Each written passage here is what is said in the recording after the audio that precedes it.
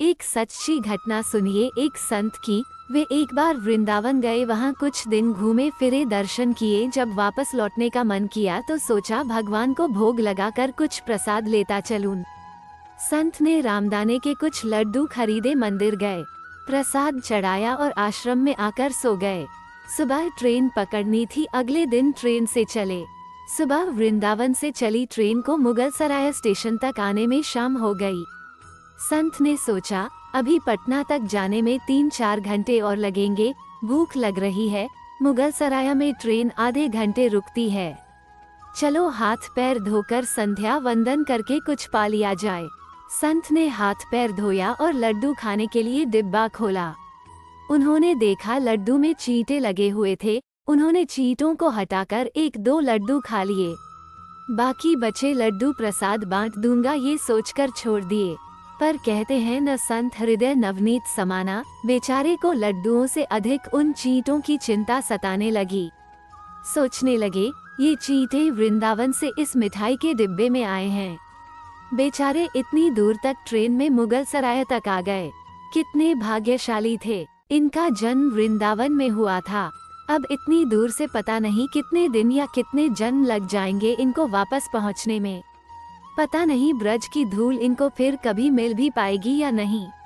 मैंने कितना बड़ा पाप कर दिया, इनका वृंदावन छुड़वा दिया। नहीं, मुझे वापस जाना होगा। और संत ने उन चींटों को वापस उसी मिठाई के डिब्बे में सावधानी से रखा और वृंदावन की ट्रेन पकड़ ली। उसी मिठाई की दुकान के पास गए, डिब्बा धरती पर रखा और हाथ जोड़ लिए। मेरे भाग्य में नहीं कि तेरे ब्रज में रह सकूं, तो मुझे कोई अधिकार भी नहीं कि जिसके भाग्य में ब्रज की धूल लिखी है उसे दूर कर सकूं। दुकानदार ने देखा तो आया, महाराज चींटे लग गए तो कोई बात नहीं, आप दूसरी मिठाई तौला लो। संत ने कहा भैया मिठाई में कोई कमी नहीं थी, इन हाथों से पाप होते होते रह गया, उसी का प्रायश्चित कर रहा हूँ। दुकानदार ने जब सारी बात जानी तो उस संत के पैरों के पास बैठ गया, भावुक हो गया। इधर दुकानदार रो रहा था, उधर संत की आंखें गीली हो रही थीं।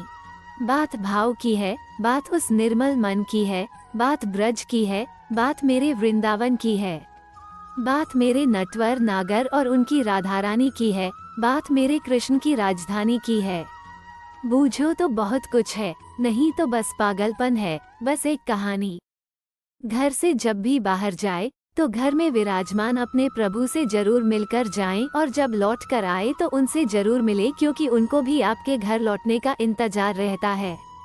घर में यह नियम बनाइए कि जब भी आप घर से बाहर निकले तो घर में मंदिर के पास 2 घड़ी खड़े रहकर कहें प्रभु चलिए, आपको साथ में रहना है, ऐसा बोलकर ही घर से निकले, क्योंकि आप भले ही लाखों की घड़ी हाथ में क्यों ना पहने हो, पर समय तो प्रभु के ही हाथ में है ना।